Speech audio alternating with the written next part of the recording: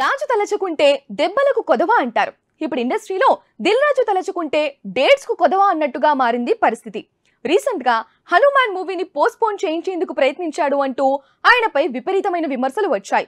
అది సాధ్యం కాక రవితేజ ఈగల్ ను వెనక్కి నెట్టారు.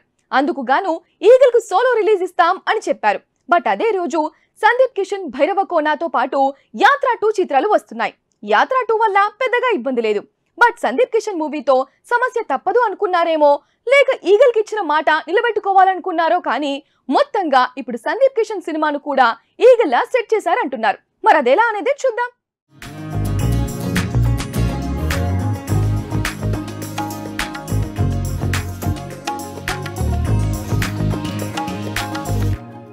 ఒక సమస్యను క్లియర్ చేయాలనుకుంటే మరో సమస్య ఎదురవ్వడం అంటే ఇదే.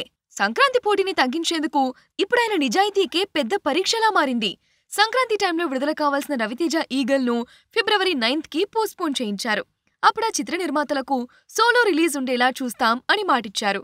అది ప్రెస్ మీట్ పెట్టి మరీ చెప్పడంతో దిల్ రాజు లాక్ అయిపోయాడు. తీరా చూస్తే అప్పటికే ఆ డేట్ లో తమ చిత్రాన్ని విడుదల చేయడానికి ప్లాన్ చేసుకున్నారు ఊరి పేరు భైరవ కోన నిర్మాతలు. సందీప్ కిషన్ నటించిన ఈ చిత్రం ట్రైలర్ కూడా ఆకట్టుకుంది. అయితే ఈగల్ కు మాటిస్తున్నప్పుడు వీరిని సంప్రదించలేదు. ఇటు చూస్తే ఈగల్ నిర్మాతలు సోలో రిలీజ్ కావాల్సిందే అని పట్టుపడుతున్నారు. దీంతో ఊరి పేరు భైరవ కోనాను వాయిదా వేయించే ప్రయత్నాలు మొదలయ్యాయి. కానీ అప్పుడు మమ్మల్ని పట్టించుకోలేదు, ఇప్పుడు మేమెందుకు తప్పుకుంటాం అని వీళ్లు మెలికపెట్టారు.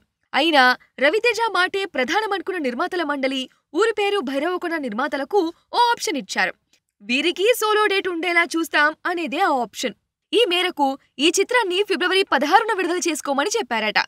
బట్ అదే డేట్ లో already Gopichand Bhimaa, Varun Tej Operation Valentine release date announce చేసి ఉన్నాయి. వీరిలో భీమా పోస్ట్పోన్ చేసుకునే అవకాశాలున్నాయి. బట్ ఆపరేషన్ వాలంటైన్ ఇప్పటికే నవంబర్ నుంచి ఫిబ్రవరికి వచ్చింది.